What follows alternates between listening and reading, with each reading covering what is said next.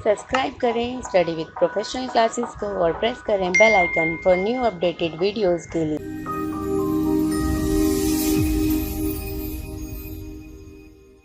Indian foreign trade policy और new India's foreign trade policy. तो Indian foreign trade policy, अब जब हम इंडियन फॉरेन ट्रेड पॉलिसी की बात करते हैं तो इंडियन फॉरेन ट्रेड पॉलिसी में बेसिकली हम इंपोर्ट और एक्सपोर्ट की बात करते हैं कि हम इंपोर्ट जो करेंगे वो कैसे करेंगे और उसमें क्या क्या रेस्ट्रिक्शन लगानी होंगी या किस किस को लिबरल करना पड़ेगा, और सिमिलर एक्सपोर्ट करेंगे तो किस किस चीज़ में रेस्ट्रिक्शन लगानी है और किस किस चीज़ को लिबरल करना है, ये पॉलिसी हमें बताती है। Foreign trade policy refer to the policy concerning export and import. Therefore, it is also known as export import policy. इसको हम import export policy के नाम से भी जानते हैं। The trade policy significantly affect the different business unit differently. ठीक है, एग्जाम्पल के लिए if restrictive import policy has been adopted by government, then it will be prevent the domestic business units from foreign competition, and if the liberal import policy has been adopted by the government, then it will affect the domestic product in other way. तो basically इसमें क्या कहा गया है कि foreign trade policy अगर हम ज़्यादा से ज़्यादा जो है लिबरल हो जाएं इंपोर्ट के लिए कि आप क्या इंपोर्ट कर सकते हो, ठीक है, तो क्या होगा, जो हमारे डोमेस्टिक बिजनेस है उस पर बहुत ज़्यादा इम्पैक्ट पड़ेगा। वहाँ के जो डोमेस्टिक बिजनेसमैन है उनको लॉस होने लगे क्योंकि यहाँ जो वो प्रोडक्ट बना रहे हैं वो सेल नहीं होगा क्योंकि ज़्यादा से ज़्यादा इम्पोर्ट और चीपर रेट में होगा, ठीक है। तो इसके लिए इसको प्रोटेक्ट करने के लिए कुछ इम्पोर्ट पे कुछ रेस्ट्रिक्शन लगाई जाती हैं जो उस पर ज़्यादा से ज़्यादा इम्पैक्ट ना कर सके, या इम्पोर्ट करना है तो कितना इम्पोर्ट करना है, ठीक है, उसके लिए कुछ रेस्ट्रिक्शन लगाई जाती है। तो India's foreign trade policy in सब पे जो है उन सबको देखती है। क्या क्या ऑब्जेक्टिव है, objective of foreign trade policies. The primary purpose is not the mere earning of foreign exchange but the stimulus of the greater economic activity. The foreign trade policy of India based on two major objective. तो दो major objective यहाँ पर बताए गए हैं कि कितने percentage जो है वो हमें इंपोर्ट करना है, कितनी परसेंटेज जो है एक्सपोर्ट करना है, ठीक है। It emphasises to double the percentage share of global merchandise trade within the next 5 year. तो ये बता रहे हैं, इसका ये मेन ऑब्जेक्टिव ये है कि हम जो हमारे प्रोडक्ट है उसको ग्लोबल ले जाएं और जो है उनका जो है प्रॉफिट वो दुगना हो सके नेक्स्ट 5 ईयर में। ये प्लान के थ्रू फॉरेन ट्रेड पॉलिसी बनाई जाती है, इनके मेन ऑब्जेक्टिव होते हैं। It act as an effective instrument of India economic growth, और इसको बहुत ही अच्छा इफेक्टिव इकोनॉमिक ग्रोथ माना जाता है कि अगर हमारी ये सारी चीज़ें सही से हुई, हमारी पॉलिसी सही बनी, सही जो रेस्ट्रिक्शन लगानी चाहिए वो हमने सही लगाई, जहाँ लिबरल होना चाहिए वहाँ लिबरल हुए, तो ये एक बहुत ही अच्छा एक इंस्ट्रूमेंट बन सकता है इकोनॉमिक ग्रोथ के लिए, हमारी डेवलपमेंट के लिए, हमारी अर्थव्यवस्था की डेवलपमेंट के लिए। By giving thrust to employment generation, technological development was promoted in the policy and strengthening industrial infrastructure। तो एम्प्लॉयमेंट को ज़्यादा से ज़्यादा बढ़ावा मिलेगा, डेवलपमेंट होगी, टेक्नोलॉजी बढ़ेगी और हमारी जो है पॉलिसीज को प्रमोट करना, बिजनेस को प्रमोट करना, ग्लोबल पे अपने प्रोडक्ट को प्रमोट करना, तो ये एक इकोनॉमिक ग्रोथ का बहुत बड़ा पार्ट होगा। तो ये ऑब्जेक्टिव फॉरेन ट्रेड पॉलिसी में रखे जाते हैं। अब कुछ इंपॉर्टेंट पॉइंट्स देख लेते हैं हम यहाँ पर इंडियन फॉरेन ट्रेड के। The foreign trade policy is essentially to a set of guidelines for the import and export of goods and services. तो बेसिकली क्या बताता है, एक गाइडलाइंस प्रोवाइड करता है कि आपको ऐसे ऐसे इंपोर्ट करना है, ये आपको एक्सपोर्ट करना है through the goods and services both them. These are established by the director general of foreign trade, DGFT के द्वारा जो है इसे एस्टैब्लिश किया गया है। The governing body for the promotion and facilitation of export and import under the ministry of the commerce and industry. The policy is notified for a period of 5 year. मतलब ये पर्टिकुलर जो policy बनाई जाती है India's foreign trade policy basically 5 साल के लिए बनाई जाती है कि हम 5 साल की हमारे ऑब्जेक्टिव है, इनको फुलफिल करने के लिए हमने ये पॉलिसी बनाई है, ठीक है। और it is updated every year, ये हर साल अपडेट होती है। On March 31 and the change come into effect April 1, 1 अप्रैल को इसमें जो भी चेंजेस होते हैं, जो भी अपडेट होती है उसको अपडेट कर दिया जाता है और उसके इफेक्ट 1 अप्रैल को दिखते हैं। While the trade policy covers both import and export, its primarily object is to facilitate trade by reducing transaction cost and time, thereby making Indian export more globally competitive. तो यहाँ पर यही बोला है कि जो ट्रेड पॉलिसीज है वहाँ पर इम्पोर्ट और एक्सपोर्ट दोनों को कवर किया गया है कि जो ऑब्जेक्टिव है हमारा है वो क्या है कि समय पर मिले वो प्रोडक्ट और उसकी कॉस्ट कम से कम हो, ठीक है, और एक्सपोर्ट को है जो है बढ़ावा दिया जा सके। तो इसके लिए जो है फॉरेन ट्रेड पॉलिसी बनाई जाती है। नेक्स्ट हम यहाँ पर देखते हैं, provides the basic framework of policy for promoting export and trade. तो ये एक बेसिक फ्रेमवर्क प्रोवाइड करता है कि आपको इस तरीके से जो है पूरी जो है इंपोर्ट करना है, एक्सपोर्ट करना है। The current FTP foreign trade policy जो है अभी हमारी करंट में चल रही है वो है 2015 से लेकर 2020 तक। Focuses on improving India's market share in existing market. ये इसलिए बनाया गया था 2015 से 20 तक कि जो हमारी इंडिया की जो कंडीशन है जो मार्केट की उसको जो है अच्छी तौर पे बढ़ाया जा सके, उसकी ग्रोथ करी जा सके, and products as well as exploring new product और नए नए प्रोडक्ट को एक्सप्लोर किया जा सके, एंड न्यू मार्केट और नई नई मार्केटों में। The centre extended the foreign trade policy the provide export linked incentives till 30 सितंबर। तो अभी जैसे कि आप जानते हो कोविड-19 चल रहा है, कोरोना चल रहा है, तो उस टाइम पे अभी क्योंकि पॉलिसी में बहुत सारी चीज़ें अपडेट करनी थी जो नहीं हो पाई, इसके लिए क्या करा गवर्नमेंट ने 30 सितंबर 2021 तक इसे क्या करा बढ़ा दिया गया है, इस साल के लिए इसे बढ़ा दिया गया है। This existing trade policy 2015 to 20 was expire on March this year. तो ये मार्च में क्या होना था, खत्म होनी थी, लेकिन क्योंकि यहाँ पर कोविड चल रहा था जिस वजह से इसे जो है बढ़ा दिया गया है। Last year the government had extended the policy till 31 मार्च 2020 तक इसे बढ़ा दिया गया था, ठीक है, यहाँ पर 30 सितंबर 2020, ठीक है। नेक्स्ट हम देखते हैं फॉरेन ट्रेड पॉलिसी 2015 to 20, कुछ इसके हाइज एंड लोज, मतलब इसमें क्या क्या पॉइंट्स से जो मेन फोकस करते हैं 2015 to 20 हमारी स्कीम्स पे, फॉरेन ट्रेड पॉलिसी पे। The current trade policy which focused on improving India's performance in existing market. ये इंडिया की परफॉर्मेंस को क्या करे, बढ़ाए, उसको वो दिखाए कि जो प्रोडक्ट है, जो टेक्नोलॉजी है वो हमारे प्रोडक्ट की अच्छी हो रही है, इम्प्रूव करे उसकी परफॉर्मेंस को, एंड एक्सप्लोरिंग न्यू मार्केट और न्यू मार्केट को एक्सप्लोर करे, has been praised as a progressive for the following reason. कुछ रीजन से उसको क्या करे बढ़ाए, ठीक है। It is consolidate range of export incentive with the different eligible criteria into 2 schemes.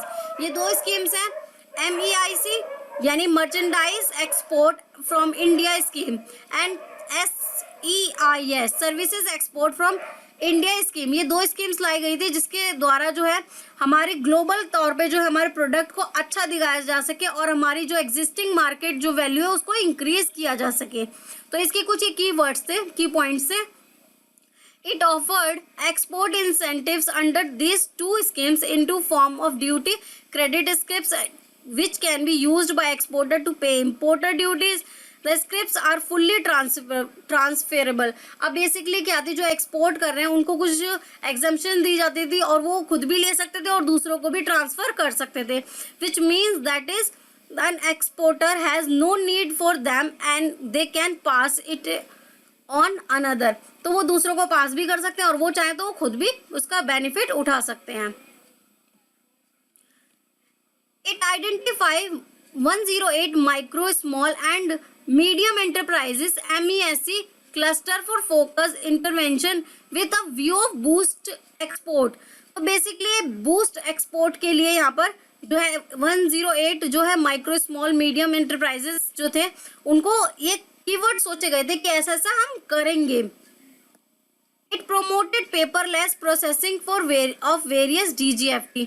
जो है आजकल ई कॉमर्स चल रहा है, डिजिटलाइजेशन हो गया है, तो क्या क्या कहता है, पेपरलेस वर्क होगा director general of foreign trade के थ्रू। Licensing and application in 2019 a WTO dispute.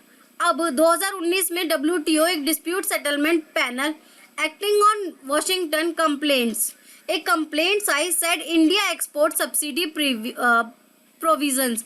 अब जो इंडिया जो है वो प्रोविजंस देती है, इंडिया क्या करती है, कुछ प्रोविजन देती है, कुछ छूट देती है कि आप ज़्यादा से ज़्यादा एक्सपोर्ट करो तो आपको ये बेनिफिट मिलेंगे। लेकिन 2019 में WTO में कहा गया कि आप छूट देने की बजाय उनको प्रमोट करो, उन्हें दूसरी तरीके से सपोर्ट करो रेदर देन जो आप सब्सिडीज दे रहे हैं वो।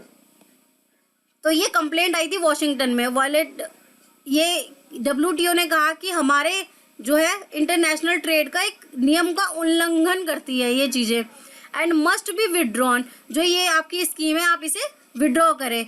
This include tax incentives under the popular. ये दो स्कीम के थ्रू हम क्या करते थे, हम बेनिफिट देते थे, इंसेंटिव्स देते थे कि ज़्यादा से ज़्यादा हमारी कंट्री एक्सपोर्ट कर सके। बट WTO में 2019 में ये डिस्प्यूट आया। As India's per capita gross national product is over $1,000 per annum, it can no longer offer subsidies based on export performance. The panel rule, in panel में ये कहा गया कि अब जो है सब्सिडीज को आप प्रमोट ना करें, उनको सपोर्ट करें, जो भी उनको ज़रूरत है वो सपोर्ट दिया जा सके एक्सपोर्ट में रेदर देन सब्सिडीज।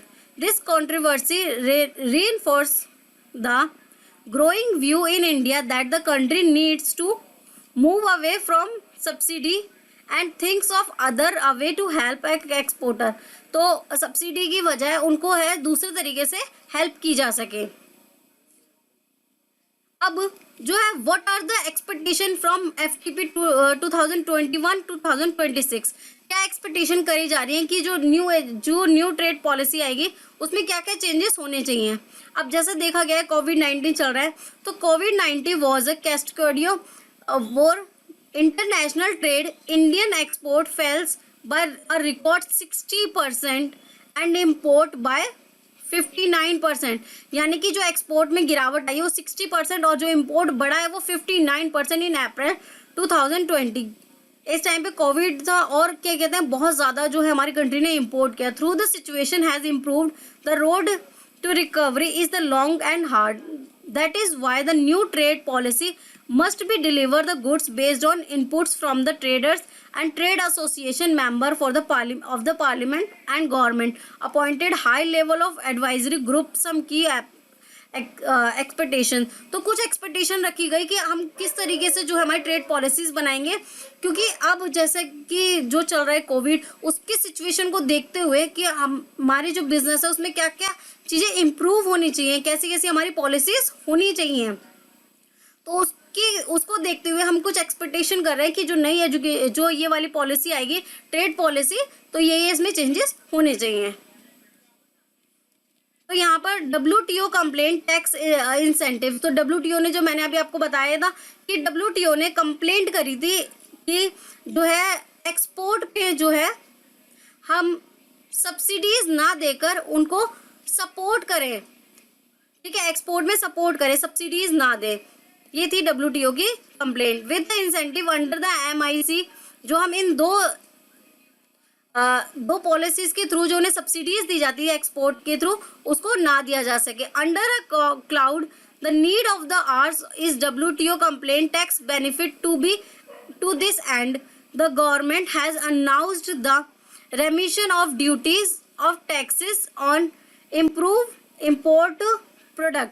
तो ये रेमिशन ऑफ ड्यूटीज ऑफ और टैक्सेस ऑन इम्पोर्ट प्रोडक्ट, ये एक नई स्कीम आई। इसके तहत बोला गया कि जो है सपोर्ट प्रोवाइड किया जाएगा और जो सब्सिडीज़ है उसे कम कर दिया जाएगा। लेकिन ये भी बोला गया इसमें कि जो सब्सिडीज़ हैं वो तो अभी आपको नहीं दी जाएंगी, लेकिन उसके थ्रू अगर आपको कुछ प्रॉब्लम हो रही है, कुछ गैप आपके बीच आ रहा है या आप कुछ प्रॉब्लम फेस कर रहे हैं, तो वो प्रॉब्लम का जो है सपोर्ट दिया जाएगा। Scheme affective January 1 to 2020, it replace MEIS rates and condition for the new scheme are yet to be announced। ठीक है, यह भी हाल ही में अनाउंस की जाएंगे। Easy credit access, easy credit access मतलब क्रेडिट जो है वो इजीली अवेलेबल हो, ठीक है। A long standing demand of exporter specially MSME is a credit access. Formal financial institution such as banks are अब इसमें बेसिकली क्या कहा गया था कि जो एक बिजनेसमैन है, जो एक बिजनेस चला रहा है, उसको इजीली लोन मिल जाए जिससे कि वो क्या कर सके, वो अपने बिजनेस को ज़्यादा से ज़्यादा ग्रोथ करे। इसके लिए गवर्नमेंट ने एक स्टार्टअप करके एक स्कीम भी निकाली थी जिससे इजीली लोन मिल रहा था। To land the MSME due to their lack of adequate collateral, the policy can help open up alternate credit avenues such as finance technology startup.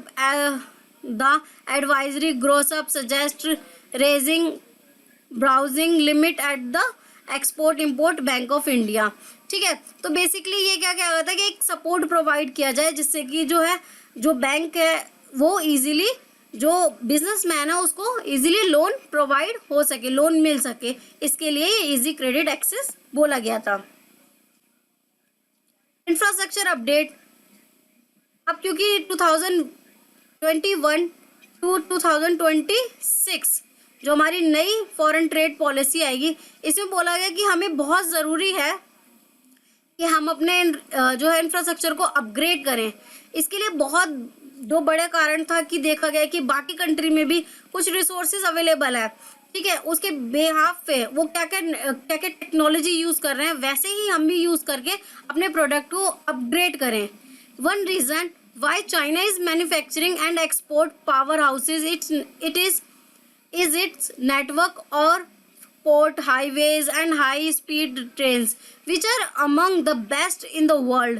India need to learn how from its neighbor and improve its flagging infrastructure by upgrading existing ports, warehouses, quality testing certificate centers, buildings new ones. तो ये बोला गया कि हम देखते हैं कि जो हमारा पड़ोसी देश है वो काफ़ी सारी टेक्नोलॉजी में जो है बहुत अच्छी अच्छी चीज़ें बना रहे हैं, काफ़ी अपग्रेडेड चीज़ें, तो क्यों ना हम उनसे कुछ चीज़ें सीखें और उन चीज़ों को अपडेट करें, ठीक है। The trade infrastructure for the export sector, a scheme of the for a developing infrastructure to promote export was launch in 2017 for a period of 3 year, 3 साल के लिए लॉन्च की गई थी। Many in industry hope it will be extended, तो सोचा गया था कि इसको एक्सटेंड किया जा सकता है, ठीक है।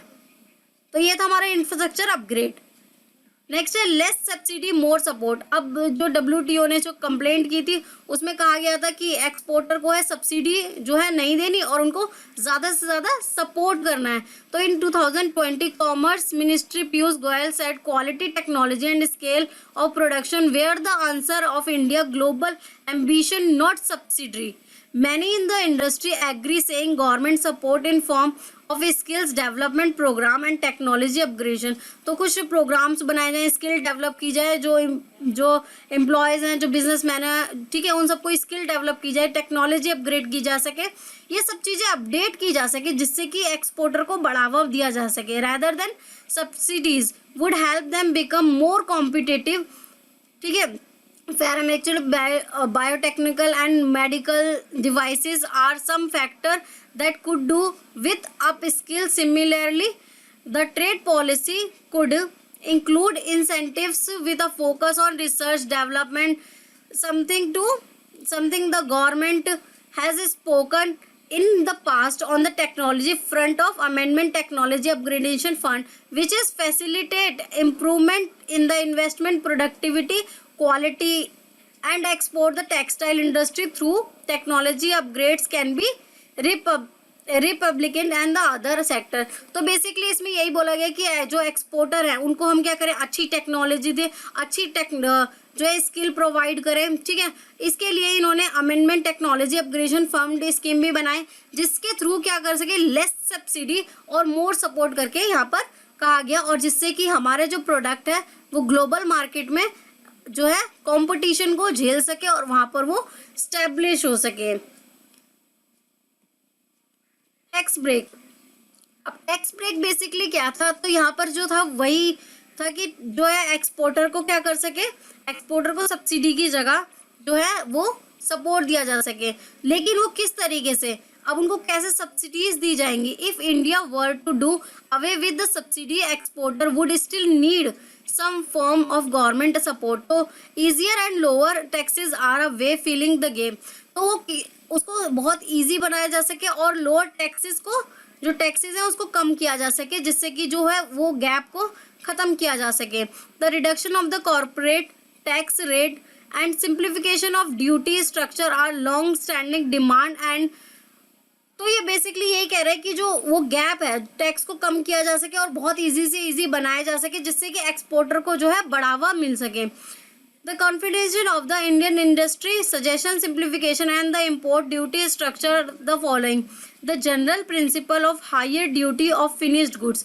जनरल प्रिंसिपल क्या है कि हायर ड्यूटी फिनिश्ड गुड, उसमें बहुत सारी ड्यूटीज लग जाती है फिनिश्ड गुड्स पे, ठीक है, उसको कम करने की ज़रूरत है। And lower minimal duty of the intermediates, और जो उनकी इंटरमीडिएट्स है उनकी ड्यूटी कम है, एक ये भी बहुत बड़ा रीज़न है। तो इसको क्या करें, इसको ठीक किया जा सके, इसको अपडेट किया जा सके। And raw material, there are also demand for the overall improvement of the existing scheme such as the EPCG and duty drawback scheme. तो ये भी जो स्कीम्स है इसमें इनकी इम्प्रूवमेंट जो है एग्जिस्टिंग इम्प्रूव की जा रही है। तो टैक्स ब्रेक बेसिकली यही बता रहा है कि जो टैक्सेस हैं उनको कम किया जा सके और इजी किया जा सके, जिससे जो है एक्सपोर्टर को बढ़ावा मिल सके, उनकी सब्सिडीज की जगह उन्हें सपोर्ट दिया जा सके। नेक्स्ट है digitisation and e commerce. With the कोविड-19 डिस्टर्बिंग ट्रेडिशनल सप्लाई चेन। तो ये जो है, जो कोविड-19 था, जैसे पहले जितना भी व्यापार हो रहा था, जो भी काम हो रहे थे वो पेपर के थ्रू हो रहे थे, ऑफलाइन हो रहे थे। लेकिन अब जो कोविड-19 है उसने हमें सिखाया, उसने हमें बहुत सारी चीज़ें लर्न करनी कि किस तरीके से है जो डिजिटाइजेशन के थ्रू हम अपना व्यापार कर सकते हैं, अपना बिजनेस कर सकते हैं, अपनी एजुकेशन को इंक्रीज कर सकते हैं। तो ये सारी चीज़ें जो है, ये जो ट्रेडिशनल सप्लाई चेन थी उसको उसने ख़त्म कर दिया, उसको चेंज कर दिया। Indian needs more modern trade practices, digitization and e-commerce are two ways to go about the digitization. Can start with making common import export process paperless work हो सके। trade bodies NASSCOM for example recommendation on online mechanism for export importer exporter code IEC holder to change their particular mobile number email IDs. तो इसके through वो सब क्या कर सकें, जो उनके लाइसेंसिंग है, जो उनके पेपर है, उनको चेंज किया जा सके। It also make a case for encouraging e commerce और एक्सपोर्टर, और उनको क्या कर सके, इंकरेज करें, ई कॉमर्स को ज़्यादा से ज़्यादा इंकरेज करना चाहिए। इंक्लूडिंग ई कॉमर्स एक्सपोर्ट प्लेटफॉर्म अंडर निर्यात बंधु करके ये स्कीम भी जो है लॉन्च की गई है, जो ई कॉमर्स को ज़्यादा से ज़्यादा प्रमोट कर रहा है और एक्सपोर्ट को प्रमोट कर रहा है। Niryat Bandhu scheme for mentoring entrepreneur to in international trade. तो इसको जो है एंटरप्रेन्योर को बहुत ही ज़्यादा प्रोत्साहित किया जा रहा है इस स्कीम में कि आप आओ और यहाँ पर डिजिटाइजेशन के थ्रू या ई कॉमर्स के थ्रू आप अपने बिजनेस को ज़्यादा से ज़्यादा ग्रोथ करो। Establishing e commerce export promotion cell within the export promotion council and. तो इस जो है एक्सपोर्ट प्रमोशन काउंसिल्स बनी है, वहाँ पर जो है एक्सपोर्ट को प्रमोट करा जाता है ई कॉमर्स के through. Establishing e commerce export zone to promote MSME। तो यहाँ पर क्या है, ई कॉमर्स के थ्रू जोन्स को प्रमोट किया जाता है, वहाँ के प्रोडक्ट को प्रमोट किया जाता है। ये सब था हमारा डिजिटाइजेशन में, कि आजकल सारी चीज़ें जो है डिजिटाइजेशन होती जा रही हैं। Export awareness. At a time Indian exporters are defeated not by a lack of trade opportunity but by a lack of awareness of the same. अब बेसिकली क्या होता है कि जो बिजनेसमैन है उसको बहुत सारी नॉलेज है, वो प्रोडक्ट बना रहा है, ठीक है, लेकिन वो कैसे एक्सपोर्ट करना है वो उसको नॉलेज ही नहीं है। तो एक्सपोर्ट की नॉलेज दी जा सके, एक्सपोर्ट को प्रमोट करने के लिए उसकी अवेयरनेस दी जा सके। तो ये यही बोल रहा है कि at a time Indian exporters are defeated not by a lack of trade opportunity. तो ट्रेड अपॉर्चुनिटी की वजह से वो नहीं कर पा रहे, वो उनका एक कारण है कि वो उस चीज़ को अवेयर ही नहीं है उस चीज़ के बारे में। तो अवेयरनेस होना बहुत ज़रूरी है।